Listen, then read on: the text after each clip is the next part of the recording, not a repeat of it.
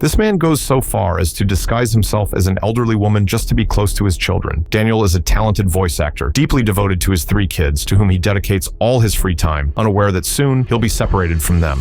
At work, he worries about the influence media has on children. One day, while dubbing a cartoon, he improvises a warning about smoking when a character lights a cigarette. This angers the producer, who threatens not to pay him unless he sticks to the script. Refusing to compromise his values, Daniel chooses to quit. After leaving the studio, Daniel surprises his kids at school. Little Natty runs joyfully into his arms. He congratulates Chris on his birthday and announces a surprise party. Lydia, the eldest, warns him that their mom, Miranda, had grounded Chris for poor grades, but Daniel insists on celebrating. At home, the party turns into a wild animal-themed bash with ponies, goats, and rabbits. It's a blast for the kids, but chaos for the neighbors. The yard is trashed. One neighbor, Gloria, quickly calls Miranda. Miranda, a meticulous interior designer, rushes home after Gloria's call. She walks into utter disarray, a destroyed yard, loud music, animals running loose, and rowdy children. At the center of it all, Daniel. Furious, Miranda demands answers. He tries to justify the party, but she turns off the music, ending the celebration. They argue intensely in front of the kids. Daniel complains that she ruined the party. She retorts that she always has to clean up after his messes. The fight escalates. He tells her she chose her career. She says she had no choice. Miranda accuses him of always painting her as the villain. Daniel says, "You make it so easy." The insults fly until Miranda, emotionally drained, announces she wants a divorce. Daniel tries to lighten the moment, suggesting a vacation so she can relax, but Miranda argues that the problems will still be there when they return. He jokes about moving out to avoid conflict, but Miranda pleads for seriousness. She says they've changed and have nothing in common anymore. He insists they share love for each other, but she says she doesn't love him anymore. The children, witnessing the entire argument, are heartbroken. At this point, we see that Daniel is spontaneous, lighthearted, and often avoids serious matters, while Miranda is structured, driven, and disciplined.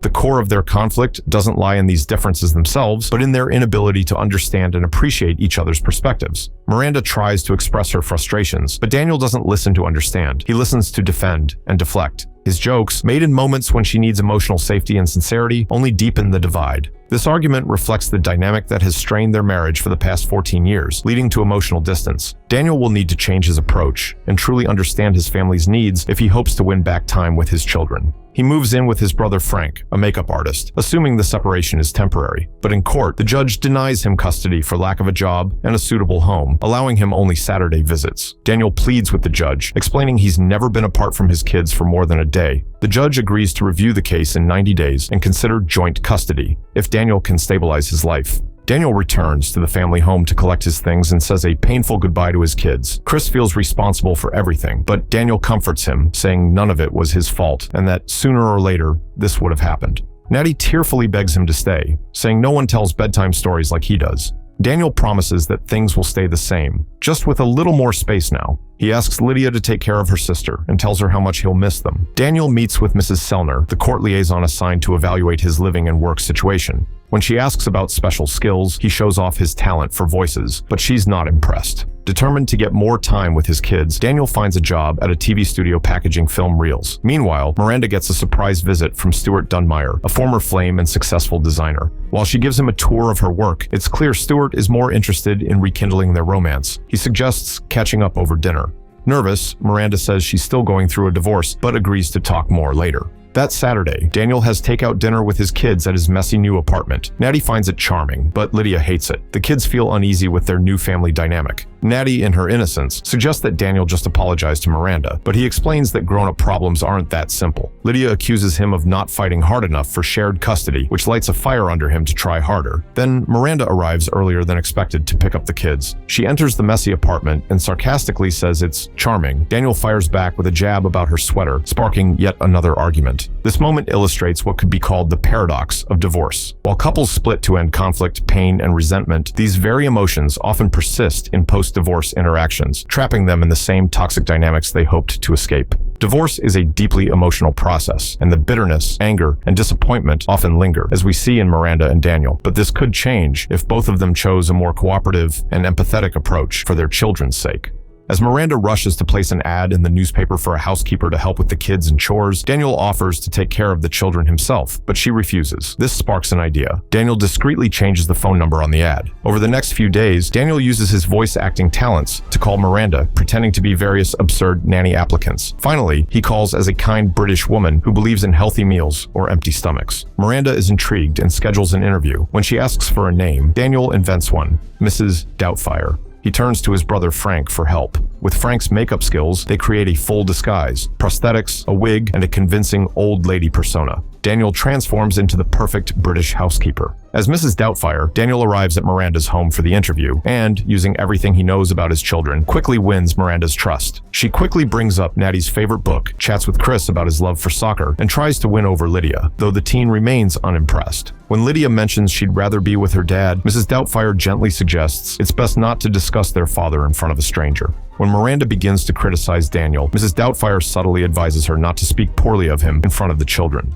During the interview, Miranda attempts to make tea, but Mrs. Doubtfire steps in and insists she relax after a long day at work. Miranda appreciates the gesture. As Mrs. Doubtfire praises the kitchen's organization, Miranda reveals Daniel never really valued it. They talk about the divorce. As Daniel, in disguise, tries to shift Miranda's thinking, she instead describes the separation as liberating. When the tea is served, Miranda compliments the flavor, and after a playful remark from Doubtfire, Miranda smiles nostalgically, saying it reminds her of someone. Mrs. Doubtfire is officially hired. Back at his building, Daniel, still dressed as Mrs. Doubtfire, bumps into Mrs. Sellner, the court liaison. She asks how they know each other. Thinking fast, Daniel introduces himself as Daniel's older sister, claiming he's spoken about her often. Mrs. Sellner is there to inspect the apartment and insists on coming up, despite Mrs. Doubtfire's nervous efforts to stall her. Inside the apartment, Mrs. Doubtfire excuses herself to find Daniel. In the bedroom, Daniel frantically changes clothes, removing his prosthetics and wig. Now back as himself, he meets with Mrs. Sellner and speaks vaguely about working in educational TV and occasionally cleaning the studio, joking that he doesn't clean his own place much. When asked about his British sister, Daniel invents a tale about a wartime romance between his father and an English woman. Mrs. Sellner expresses her curiosity about the tea Mrs. Doubtfire supposedly made. Panicked, Daniel excuses himself, trying to put the disguise back on. While he struggles to do so, a group of kids outside mocks him. As he pulls down the blinds to avoid being seen, his mask falls into the street. Daniel rushes outside to retrieve it, but just as he reaches the door, a floorboard creaks, alerting Mrs. Sellner. He hides in the kitchen and fakes Mrs. Doubtfire's voice, promising tea soon. To top it all off, he watches helplessly as a delivery truck runs over the mask. Desperate, he shoves his face into a cake and reemerges with his face dripping in frosting, which melts into Mrs. Sellner's tea. Mrs. Doubtfire excuses herself once more, claiming she'll find Daniel, and rushes off to ask Frank for a new mask, just barely getting out of the mess. On Mrs. Doubtfire's first official day as a nanny, Daniel faces several challenges. He arrives to find the kids glued to the TV. He turns it off and demands they do their homework. Lydia defiantly turns it back on, saying they'll study after the show, but Mrs. Doubtfire asserts her authority by throwing the remote into the fish tank. Lydia questions if she's serious, but Doubtfire puts them all to work cleaning. As they protest, she sips iced tea. Eventually, Mrs. Doubtfire gives them a choice: keep cleaning or start their homework. The kids choose homework. Preparing dinner becomes the next challenge. Between overseasoned dishes, chaotic pots, and a small kitchen fire, it's total disaster.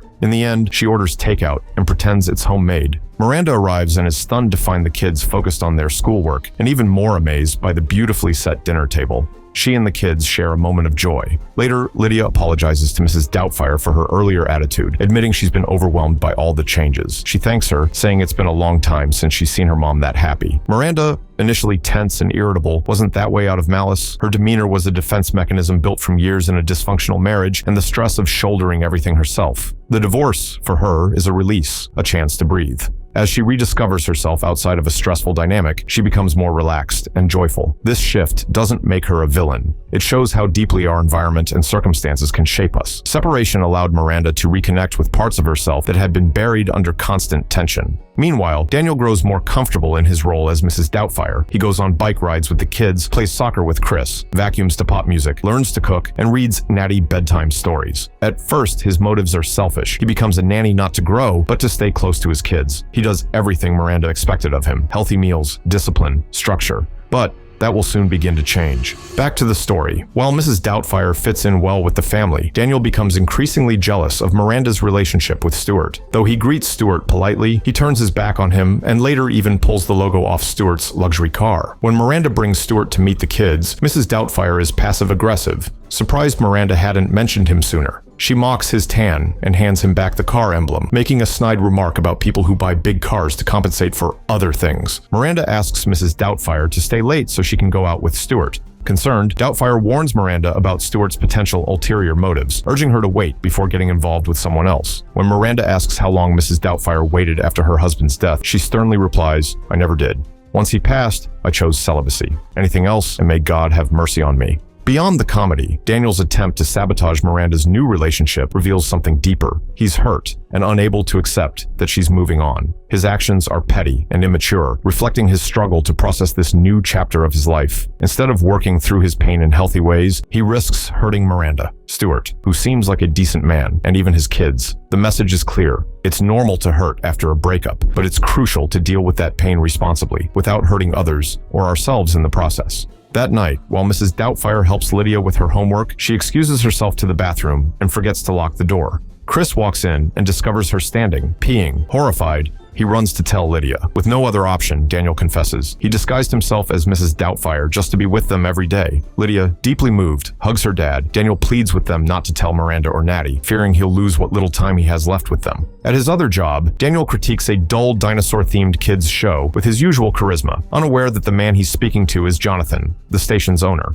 Once he realizes, Daniel tries to apologize. But Jonathan, intrigued by his personality, is impressed. One afternoon at Miranda's house, she opens up to Mrs. Doubtfire, sharing the reasons behind her separation from Daniel. She talks about how she fell in love with his spontaneity and sense of humor, but over time, none of it felt funny anymore. While Miranda worked endlessly, Daniel was never employed. She tried to come home early to be with the kids, but something always went wrong. The house was a mess, and she had to clean up. Miranda explains that Daniel never knew, but many nights she fell asleep crying. She didn't like the person she became when she was with him. She felt like a terrible mother, and she didn't want her kids growing up with someone like that. She assures Mrs. Doubtfire that she's better when she's not with him, and maybe he's better without her too. Moved, Mrs. Doubtfire asks if Miranda ever shared these feelings with Daniel, but she answers that he never took anything seriously. He never really talked, and Daniel, quietly listening beneath the mask, bows his head. At first, Daniel had taken on the Mrs. Doubtfire persona as a ploy, a desperate move to stay close to his kids. But over time, something shifted.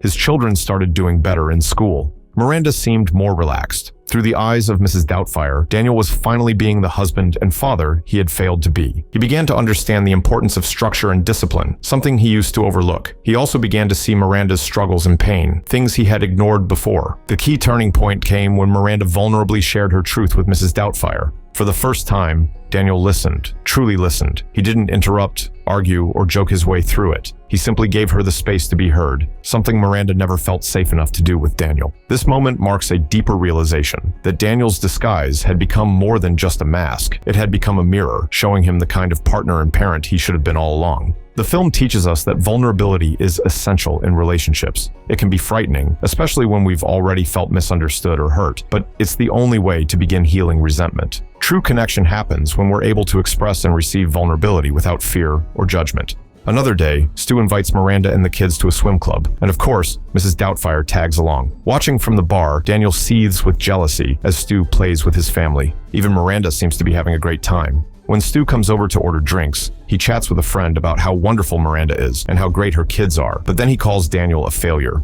Enraged, Daniel throws a lemon at Stu's head, then quickly blames a disgruntled chef who didn't get a tip.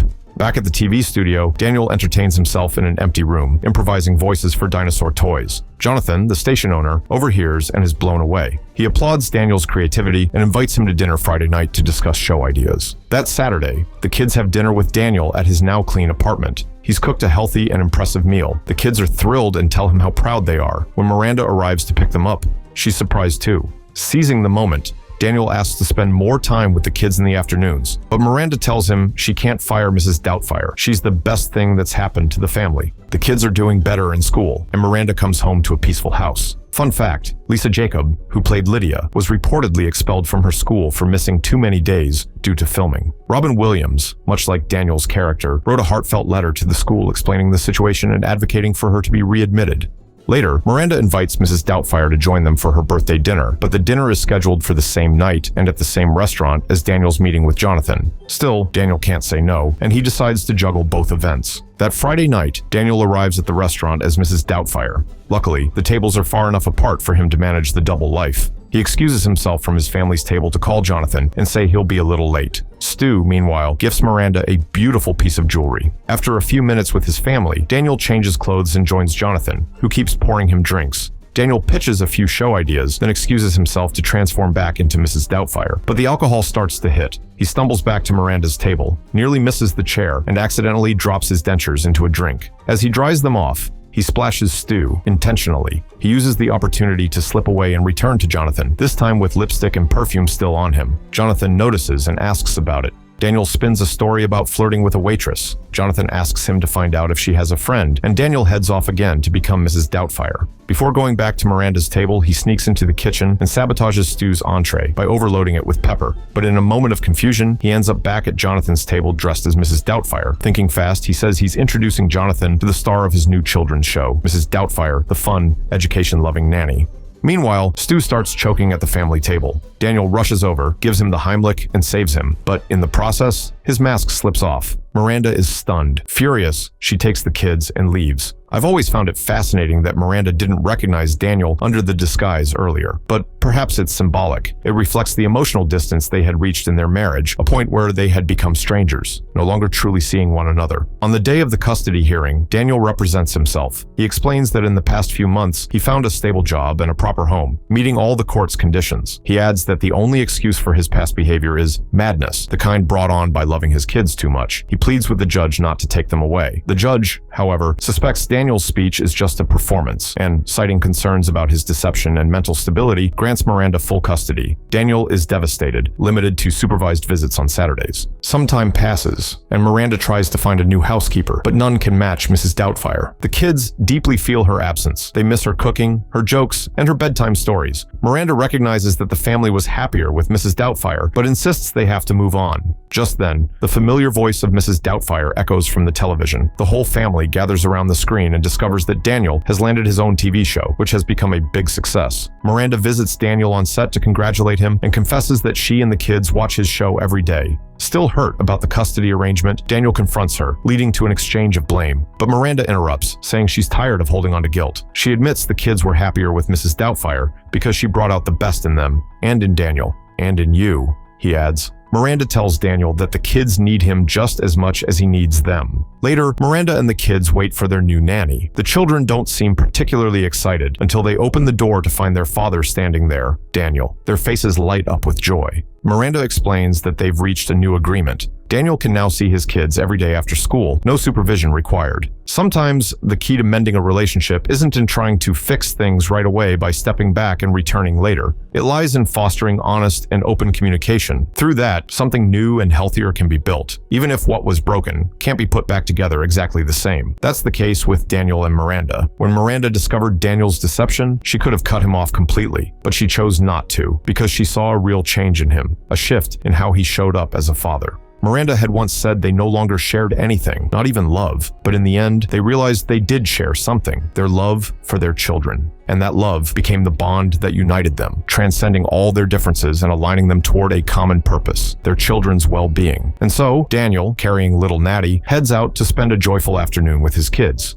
Meanwhile, Miranda turns to the TV, where Mrs. Doubtfire's show is playing. In the episode, Mrs. Doubtfire reads a letter from a little girl named Katie. Katie is heartbroken over her parents' separation and wonders if they're still a family. Mrs. Doubtfire replies with the following: Dear Katie, some parents get along better when they live apart. They don't fight all the time, and they can become better people and better moms and dads for their kids. And sometimes they get back together, but sometimes they don't. And if they don't, sweetheart, don't blame yourself. Just because they stop loving each other doesn't mean they stop loving you. There are all kinds of different families, Katie. Some kids live with one parent, some live with grandparents, or uncles, or even foster families. Some families live apart and don't see each other for days, weeks, even months or years. But if there's love, honey, that's what makes a family, and you'll always have a family, right here in your heart. I'm sending you all my love, my darling girl. You're going to be just fine. You'll see. In the film's original script, Miranda and Daniel were supposed to reconcile at the end, but Robin Williams and Sally Field, both of whom had experienced divorce in real life, felt that ending might give children of divorced parents false hope. So the filmmakers chose a more honest and realistic conclusion. The final message of the film is powerful, especially in a society that often idealizes traditional family structures. Families can evolve and adapt. What defines them isn't their shape or structure, but their heart, the love, and the unwavering commitment to one another. So even when a family's original form seems to be falling apart, it might simply be taking a new one.